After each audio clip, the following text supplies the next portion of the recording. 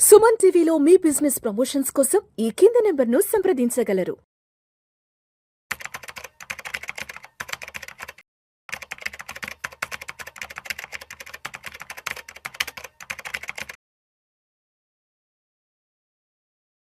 ప్రేక్షకులకి మీ రామచంద్రమూర్తి నమస్కారాలు.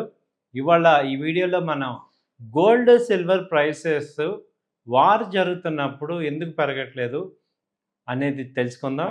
ఇప్పుడు చూస్తే దుబాయ్‌లో గోల్డ్ షాపులన్నీ కూడా కొనేవాళ్ళు లేక వెలవెలపోతున్నాయి.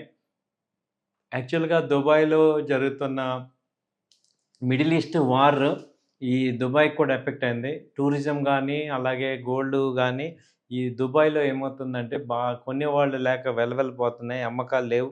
కుప్పలు కుప్పలుగా బంగారం పడుంది. అది ఎందుకు ఇంత సడన్‌గా అంటే అక్కడ జరుగుతున్న యుద్ధానికి అక్కడ ఇరాన్, ఇజ్రాయెల్, యూఎస్ వార్ మధ్యలో దుబాయ్ లాంటి నగరాలు నలిగిపోతున్నాయి. అలాంటి కంట్రీస్ నలిగిపోతున్నాయి. సో, ఎందుకంటే ఎక్కడ ఆల్రెడీ దుబాయ్‌లో గానీ, ఎమిరేట్స్‌లో గానీ, యూఏఈలో గానీ ఈ బాంబులు పడుతున్నాయి.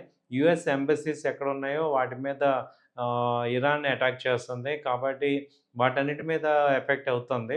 సో, దీనివల్ల ఏమవుతుందంటే ఇది రేట్లు లేక ఈ దుకాణాల్లో ఈ యొక్క బంగారం మొత్తం గూడా ఎవరు కొనేవాళ్ళు లేక అలా ఉండిపోతుంది.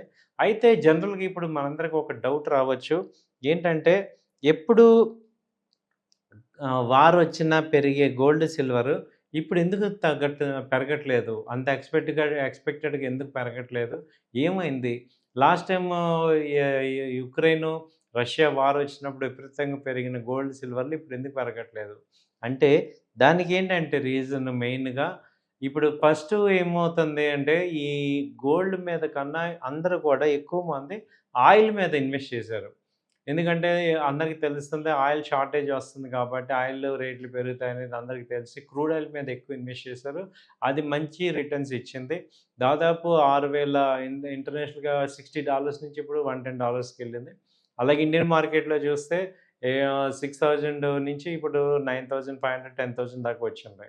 అలాగే రెండోదేంటంటే ఈ ఇంటర్నేషనల్‌గా కూడా డాలర్ డామినెన్స్ వచ్చింది. ఎందుకంటే ఇప్పుడు క్రూడ్ ఆయిల్ రేట్లు పెరగటం వల్ల అందరూ గూడా క్రూడ్‌ని డాలర్స్‌లో కొనాలి.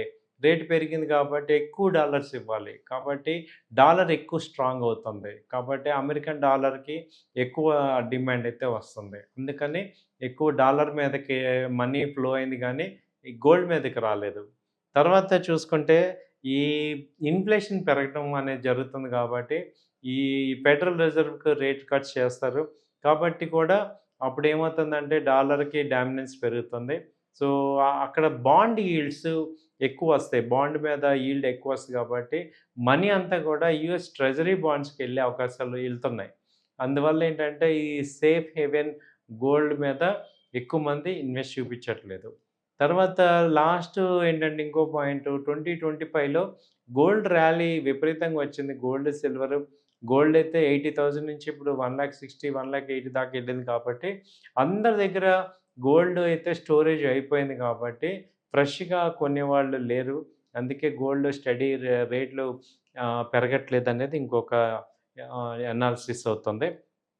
తర్వాత రీజన్ ఏంటంటే, ఈ ఇప్పుడు ఆల్ ఇన్వెస్టర్స్ మనీ అంతా కూడా ఈ ఈక్విటీ మార్కెట్స్ తగ్గటం వల్ల ఏం జరుగుతుంది, ఇప్పుడు ఈక్విటీ మార్కెట్స్ అన్నీ వరల్డ్ వైడ్ తగ్గుతున్నాయి కాబట్టి, యావరేజ్ పర్పస్ కోసం ఈ గోల్డ్‌ని అంతకుముందున్న డిపాజిట్స్ ఉన్నవి అమ్మేసేసి, ఇక్కడ మళ్ళీ ఈక్విటీలో యాడ్ చేయాలి కాబట్టి, వీళ్ళు యాడ్ చేస్తున్నారనేది దానివల్ల కూడా గోల్డ్ అండ్ సిల్వర్స్ తగ్గుతున్నాయి.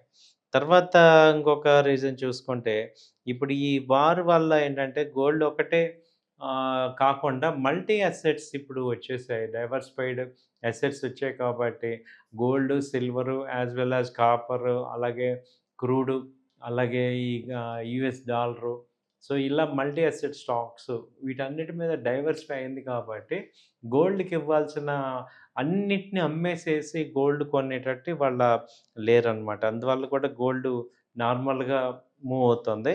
తర్వాత ఇంకా ఏంటంటే ఇప్పుడు ఈ కాన్‌ఫ్లిక్ట్ గనక జియోపొలిటికల్ అవుతుందా? జియోగ్రాఫికల్ అవుతుందా? ఆ రీజియన్ వరకే అవుతుందా? లేకపోతే ఇంకా ఎక్స్‌టెన్షన్ అవుతుందా అనేది తెలియట్లేదు.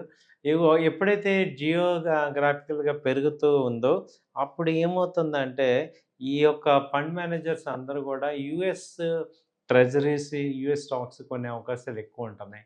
అంటే యూఎస్ డాలర్స్‌ని ఎక్కువ కొంటారు. కాబట్టి ఏమవుతుందంటే, యూఎస్ డాలర్ రేటు స్ట్రెంగ్తెన్ అవుతుంది రిజర్వ్ కరెన్సీ. అందువల్ల గోల్డ్‌కి తగ్గుతుంది. లాస్ట్ టైం మనం ఏం చెప్పుకున్నామంటే, అన్ని కంట్రీస్ గోల్డే కొంటున్నాయి. డాలర్‌ని వాడట్లేదు అని. కానీ ఇప్పుడు ఏం చేస్తున్నారు దానికి రివర్స్ జరుగుతుంది. రష్యా కూడా ఇప్పుడు డాలర్స్‌ని కొంటామంటుంది.